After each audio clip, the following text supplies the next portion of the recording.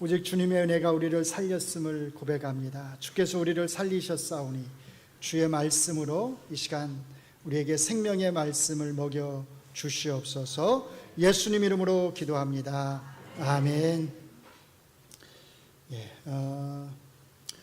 우리가 성경을 읽을 때 항상 신경 써야 되는 게 그 성경 안에서 사람이 무엇을 했느냐 보다는 하나님이 어떤 일을 어떻게 행하셨느냐에 신경을 써야 합니다.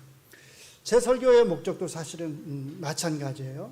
저는 사람이 어떻게 행했느냐라고 하는 것보다 하나님이 어떤 일을 행하셨는지를 여러분들에게 알려주는데 제 설교의 목적이 있습니다. 사실 그렇게 하려면 우리가 이제 성경을 읽을 때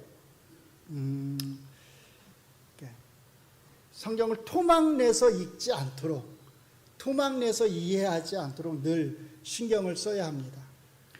우리가 대개 성경을 읽으면서 또는 사실은 설교도 마찬가지인데 성경을 전체적으로 이해하려고 하기보다는 어떤 하나의 이야기 또는 하나의 어떤 패러그래프, 단락을 딱 떼어서 거기서 내게 주는 교훈이 무엇인가를 찾는 경향이 많아요. 앞뒤 내용은 전혀 살피지 않고 전체적인 성경의 내용은 전혀 살피지 않고 성경을 이렇게 토막내서 하나씩 읽으려고 하는, 그리고 그 안에서 내게 주는 은혜가 뭔지를 살피려고 하는 경향이 굉장히 많습니다. 그런데 사실 성경은 영웅들의 이야기도 아니고 우리에게 교훈을 주기 위해서 모아놓은 교훈집도 아니잖아요. 물론 성경 안에는 우리가 얻어야 될 굉장히 중요한 교훈들이 많이 있습니다. 그런 교훈들을 얻으려고 해서는 안 된다는 말이 아니라 그런 교훈들도 우리가 물론 얻어야 되겠지만 가장 중요한 1차적인 우리가 성경을 읽는 목적은 그 안에서 하나님이 어떻게 행하셨는지를 자꾸 보려고 애를 써야 된다는 겁니다. 그렇게 하려면 가장 중요한 게 뭐냐면 성경을 좀 넓게 전체적인 이야기가 어떻게 연결되는지를 자꾸 생각을 하면서, 그리고 그렇게 이해를 하려고 애를 쓰면서 우리가 성경을 읽어야 된다는 거예요. 구약 성경을 크게 세 부분으로 나누면 이렇게 나눌 수 있어요.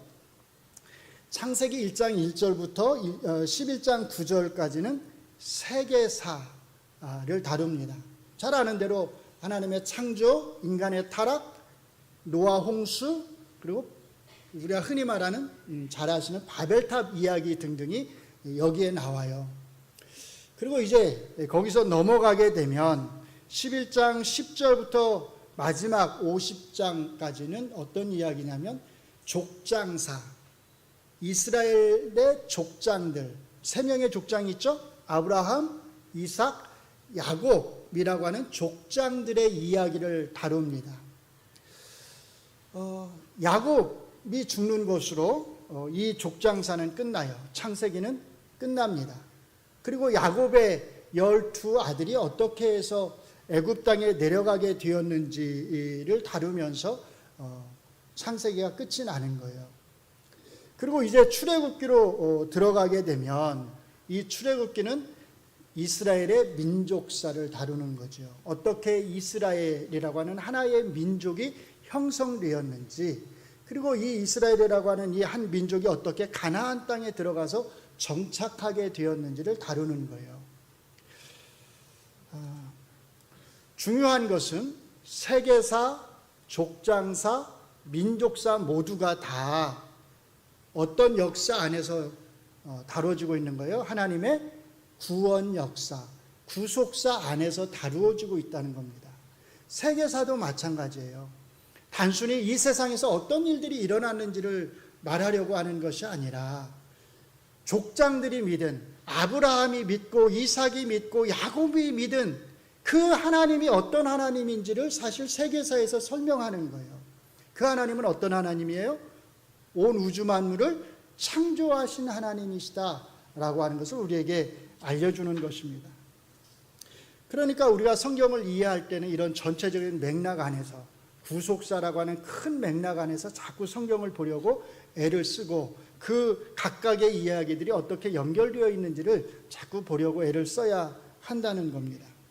그래서 이제 제가 오늘 나누려고 하는 이야기가 뭐냐면 이 구속사라고 하는 넓은 맥락 안에서 10장에 나오는 그 셈, 함, 야벳의 족보, 그리고 그 다음에 나오는 잘 아시는 바벨탑 이야기, 그리고 오늘 저희가 이제 본문으로 읽은 내용 있잖아요. 하나님이 아브라함을 부르시는 이야기. 이 세 개의 이야기가 어떻게 이 구속사 안에서 연결되어 있는가를 우리가 한번 살펴보려고 합니다.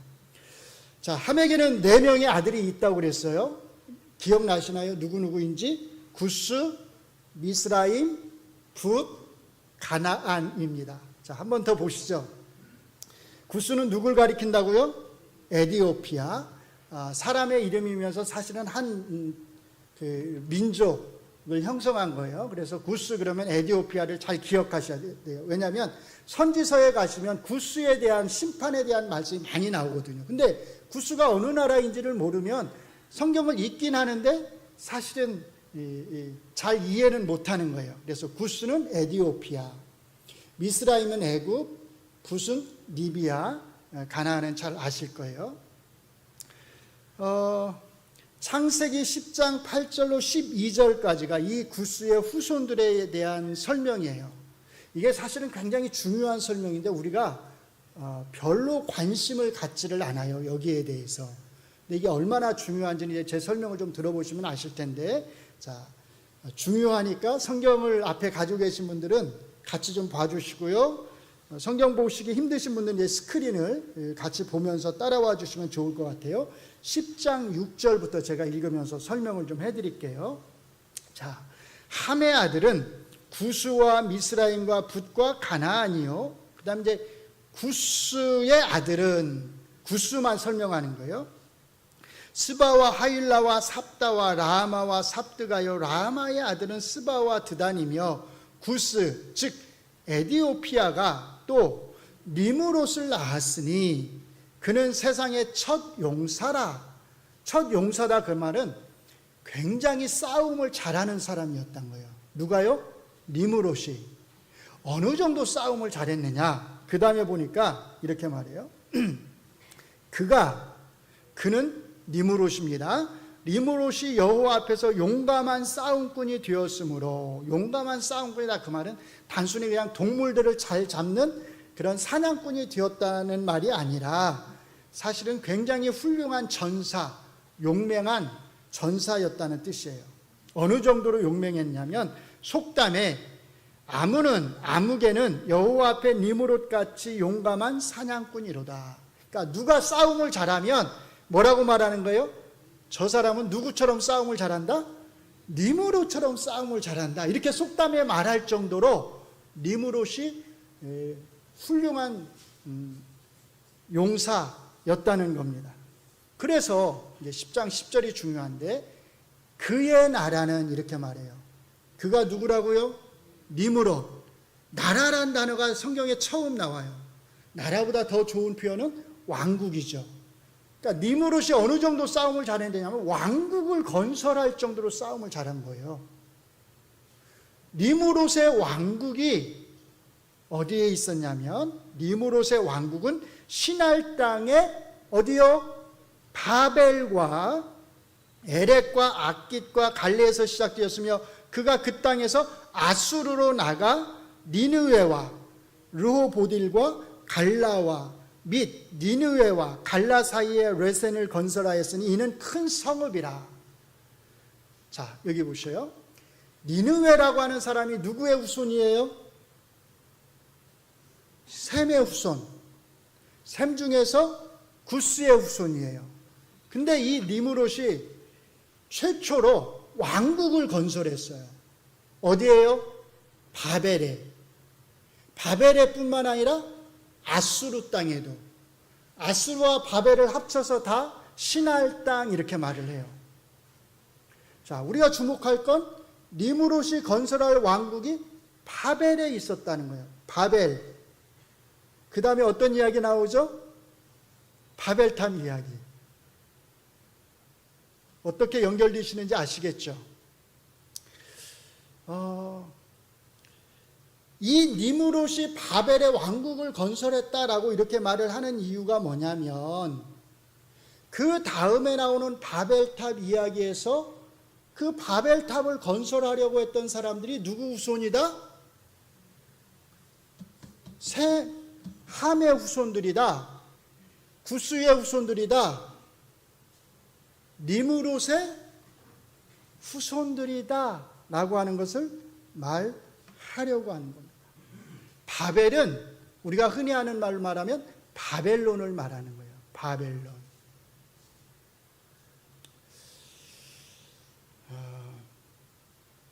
그러니까 우리가 별로 중요하게 여기지 않는 이 니므롯에 대한 설명이 사실은 그 다음에 나오는 바벨탑 이야기를 이해할 수 있는 배경을 우리에게 사실은 설명해 주고 있다고 하는 것을 우리가 알 수 있습니다. 바벨론 땅이 어디 있는지 아시죠?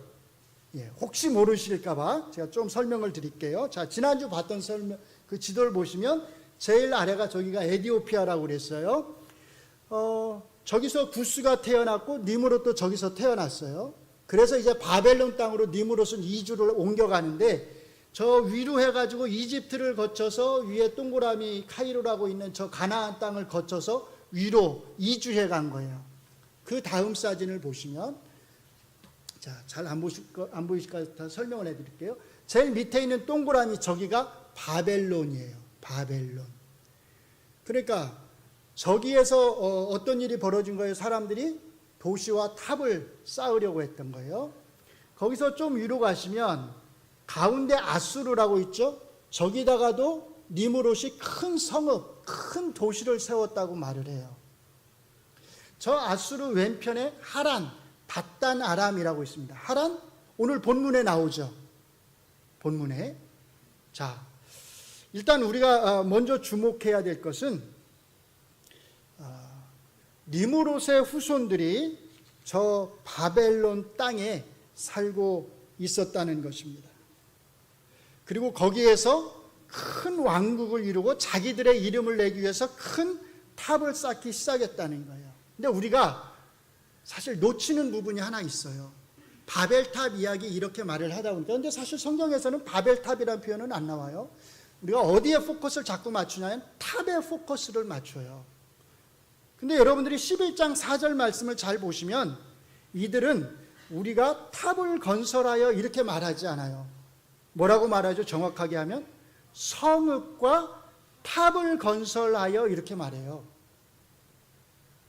그러니까 이들의 목적은 그냥 단순히 자기들의 이름을 내기 위해서 야, 우리가 하늘에 닿는 높은 탑을 하나 쌓자, 이걸 목적으로 하는 게 아니라는 거예요. 아까 10장 그 족보에서도 니므롯이 큰 성읍, 왕국을 세웠다고 그러잖아요. 여기도 사실은 마찬가지예요. 이들의 목적은 뭐냐면 사실은 큰 왕국을 건설하는 것이고, 그 왕국을 상징하는 하나의 건축물로서 뭘 세우는 거예요? 탑을 세우려고 했던 거예요. 그러니까 탑만 생각을 하시면 안 되고, 이들은 큰 도시 바벨론이라고 하는 큰 왕국을 세우려고 했다는 거예요. 그리고 그 왕국을 상징하는 것으로서 탑 하나를 높이 세우려고 했던 거죠. 마치 여러분들이 서울 그러면 뭐가 생각나죠? 무슨 타워? 남산타워가 생각나잖아요. 그와 마찬가지로 큰 도시 중앙에 탑을 높이 세우려고 했던 겁니다. 그러니까 탑이 중요한 의미를 갖긴 하지만 사실 이들의 궁극적인 목적은 뭐냐면 큰 도시, 나라, 왕국을 세우려고 했다는 겁니다. 그래서 8절에 보시면 하나님이 이 사람들의 언어를 혼잡하게 하시니까 어떻게 되었다고 말하냐면 그들이 그 도시를 건설하기를 그쳤더라 이렇게 말을 해요.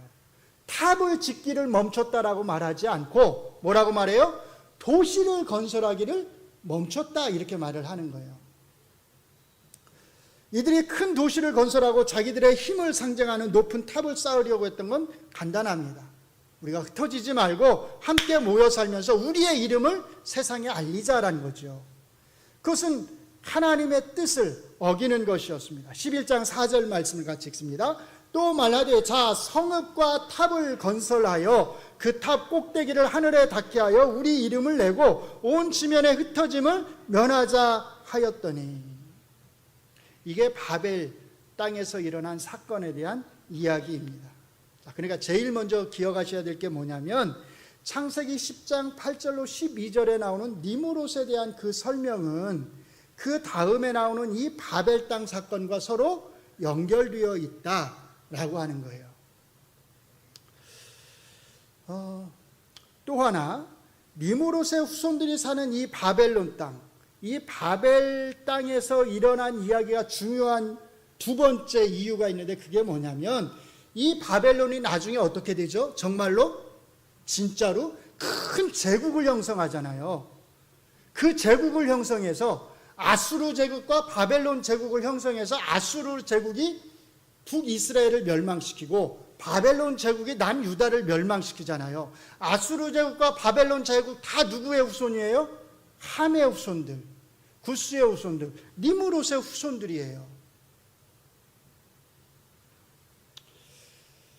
그러니까 이 니므롯 이야기와 바벨탑 이야기는 이후에 일어나는 이스라엘의 큰 민족사에 있어서 굉장히 중요한 사람들이다라고 하는 것을, 이야기들이다라고 하는 것을 우리가 알 수 있습니다. 마지막 세 번째, 니므롯 이야기하고 바벨탑 이야기가 중요한 또 하나의 이유가 있습니다. 사실은 이게 이제 오늘 설교의 가장 중요한 핵심이에요. 구스의 후손들이 큰 도시를 세우려고 했던 이 바벨론 땅, 하나님의 심판을 받아서 사람들이 뿔뿔이 흩어져야 했던 이 바벨론 땅. 자, 이 바벨론 땅에 누가 살고 있었는지 아시나요? 이 땅에 누가 살고 있었을까요? 아브라함의 아버지인 데라와 그의 세 아들, 누구죠? 아브람, 나홀, 하란이 사실은 바로 이 바벨론 땅에 살고 있었다는 거예요. 그러니까 이 바벨론 이야기는 그 다음에 시작되는 아브라함을 부르는 이야기하고 굉장히 밀접하게 연관되어 있는 것을 알 수 있는 거죠. 바벨론 땅이 사실은 아브라함의 고향이었어요. 아마 아브라함은 이 땅에서, 바벨론 땅에서 태어났을 겁니다. 그런데 이상하지 않나요? 데라와 아브라함은 족보상 어디에 속하죠? 셈족에 속하잖아요. 근데 이 바벨론 땅은 누가 사는 땅이에요? 어느 족이? 함족이 사는 땅이잖아요. 셈족인 아브람, 데라가 어떻게 함족이 사는, 구스족이 사는, 니므롯의 후손들이 사는 이 바벨론 땅에 가서 살게 되었을까요? 그럼 우리는 모릅니다. 왜냐하면 성경이 설명을 하고 있지 않으니까. 근데 그건 당연히 이제 그럴 수 있는 거예요. 왜냐하면 사람들이 한 곳에만 정착해 살지 않고 어떻게 했겠어요? 서로 이동하면서 살았겠죠. 그래서 아마 데라와 아브람도 그 아들들도 바벨론 땅에서 살고 있었어요. 데라가 아들들을 데리고 가지는 않았을 거예요. 그렇죠? 왜냐하면 오늘 본문을 잘 보시면 뭐라고 말해요? 31절에 데라는 오히려 갈대아 우르에 살다가 자기 아들들인 아브람, 나홀, 손자 롯을 데리고 어디로 가려고 그랬어요? 가나안 땅으로 오히려 가려고 그랬어요. 그러니까 이 말은 뭐냐면 데라가 그 땅으로 옮겨가 사는 게 아니라 그 조상들에서 누군가가 아마 그 땅에 이미 살고 있었다는 것입니다. 갈대아 우르, 갈대아는 다른 말로 말하면 바벨론이라는 말이에요. 여러분들이 이제 선지서 읽다 보면, 이사야서나 이런 데 읽다 보면 갈대아 사람들이 쳐들어올 거다 이런 말씀이 나와요.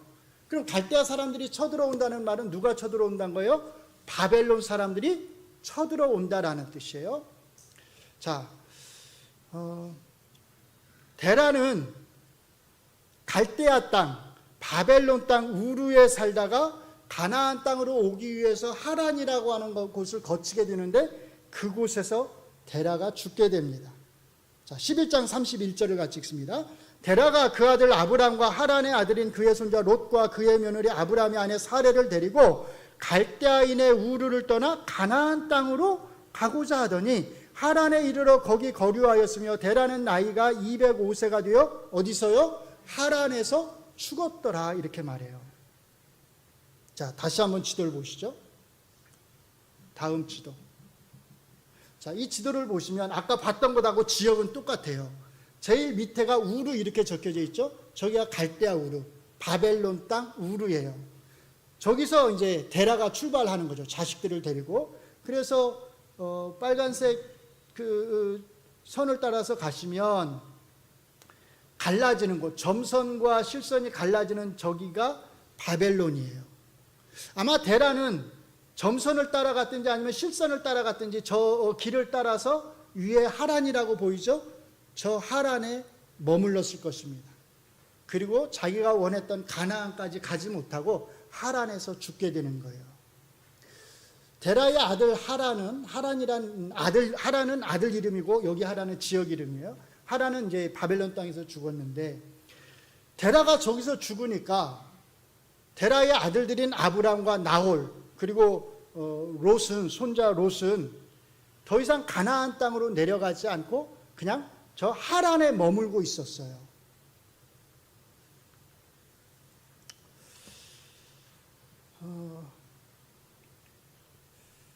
바로 이때,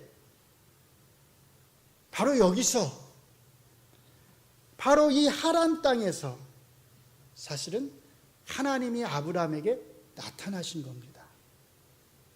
그리고 이렇게 말씀하세요. 12장 1절로 3절을 보시면 여호와께서 아브라함에게 이르시되 너는 너의 고향과 친척과 아버지의 집을 떠나 내가 내게 보여줄 땅으로 가라.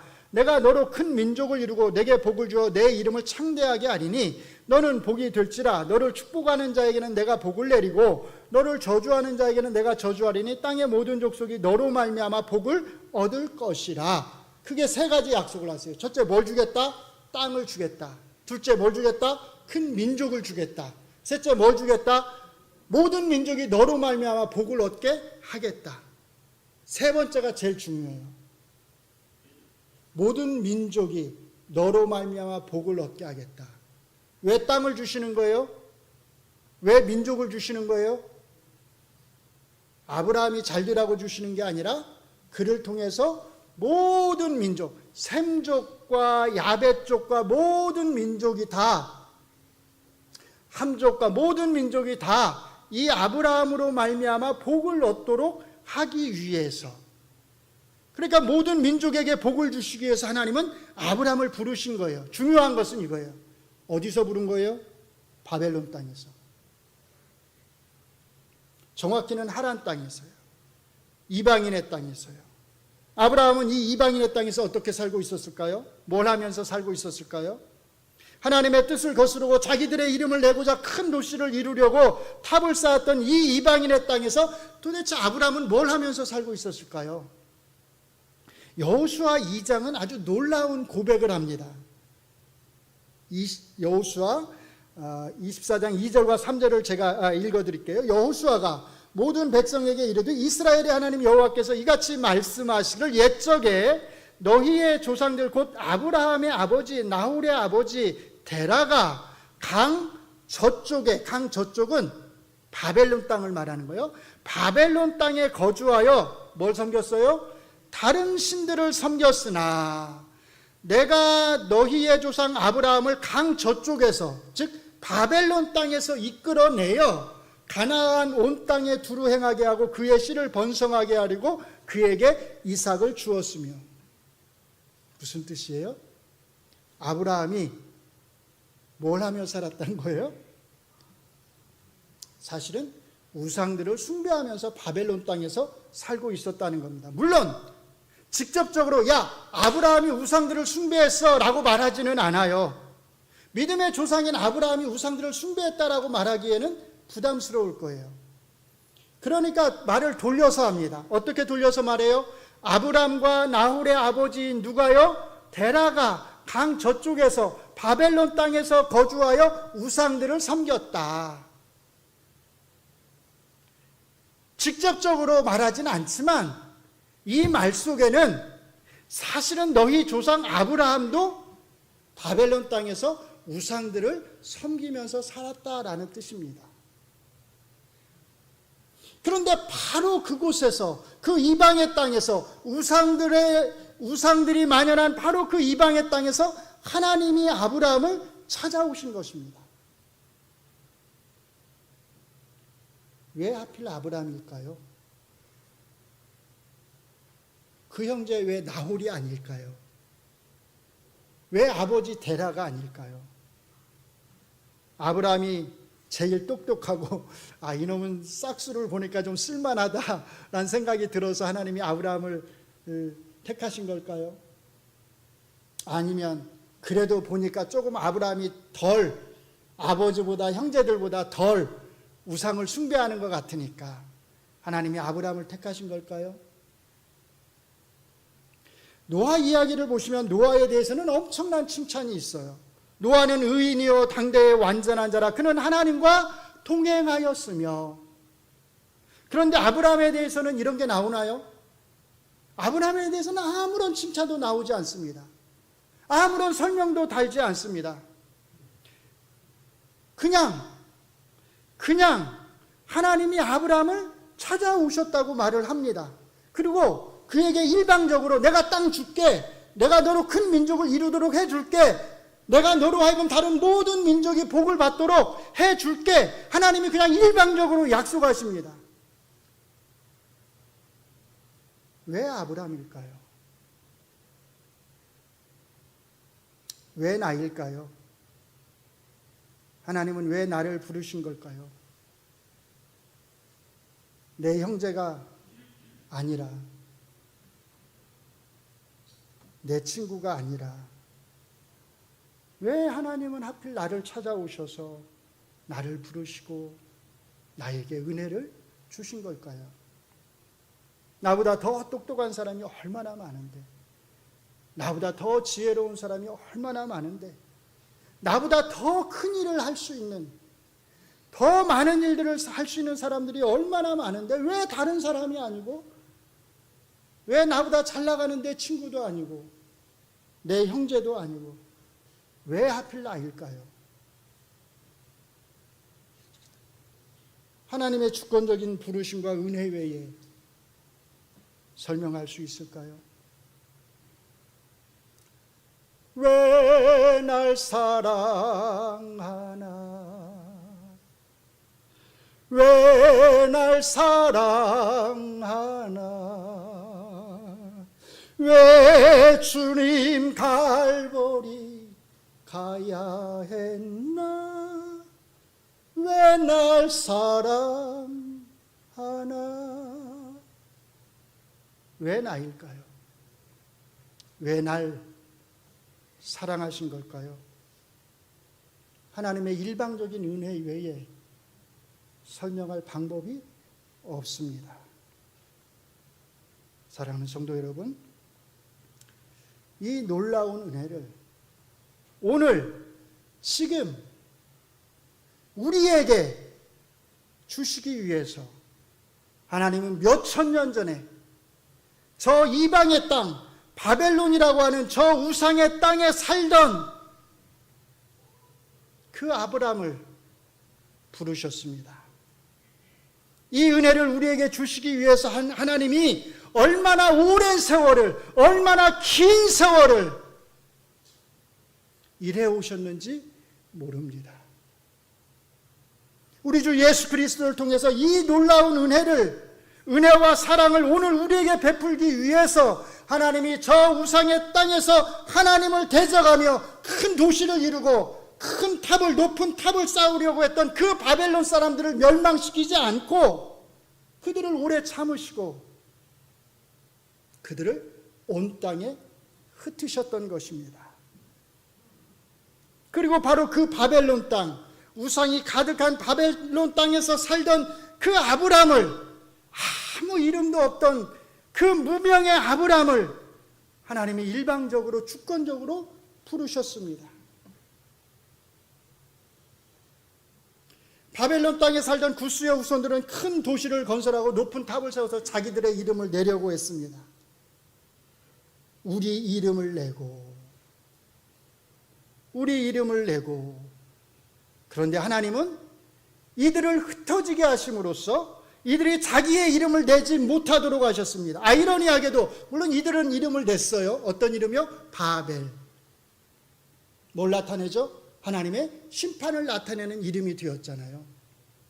그런데 하나님이 아브라함에게 하신 그 두 번째 약속에 놀랍게도 정반대의 복이 들어 있습니다. 12장 2절을 보시면 내가 너로 큰 민족을 이루고 내게 복을 주어, 그 다음에 뭐라고요?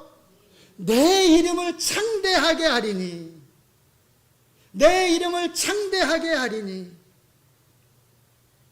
이름을 내려고 하는 자들은 막으시고, 이름을 낼 만한 힘과 권력과 능력이 있는 자는 그 이름을 내지 못하도록 막으시고,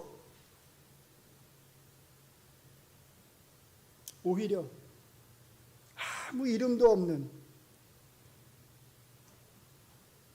무명의 한 사람, 그를 일방적으로 부르셔서 하나님이 그의 이름을 온 땅에 창대하게 하셨습니다. 우리는 이 하나님의 약속이 성취된 것을 알아요. 왜냐하면 모든 믿는 사람이 다 누구의 후손이에요? 아브라함의 후손입니다. 아브라함을 조상이라고 부릅니다. 우리도 아브라함을 우리의 믿음의 조상이라고 부릅니다. 하나님이 약속하신 대로 그 이름을 창대하게 하셨기 때문입니다. 하나님이 주권적으로 무명한 자를 부르셔서 그를 유명한 자로 만드신 것입니다. 무명한 자를 부르셔서 그를 사용해서 창대하게 하신 것입니다. 누가 하신 거예요? 하나님이. 오직 하나님이 하신 것입니다. 그런데 하나님이 창대하게 하신 이름은 아브라함의 이름만이 사실은 아닙니다. 아브라함이 가진 그 동일한 믿음을 가진 모든 사람의 이름을 하나님은 창대하게 하셨습니다. 하나님은 우리의 이름까지도 창대하게 하셨어요. 어떻게 창대하게 하셨을까요? 빌립보서 4장 3절을 같이 읽습니다. 또 참으로 나와 멍에를 같이 한 내게 구하노니 복음에 나와 함께 힘쓰던 저 여인들을 돕고 또한 글레멘드와 그 위에 나의 동역자들을 도우라. 그 이름이 어디에요? 생명책에 있느니라. 저 여자들이 누굴까요? 나와 함께 동역하는 저 동역자들이 누굴까요? 우리는 몰라요. 왜? 이름이 나와 있지 않으니까. 우리는 모릅니다. 그러나 그 이름들이, 그 무명의 이름들이 어디에요? 하늘의 생명책에 기록되어 있다고 말합니다. 이보다 더 창대하게 된 이름이 어디 있겠어요? 여러분들 이름을 내고 싶으세요?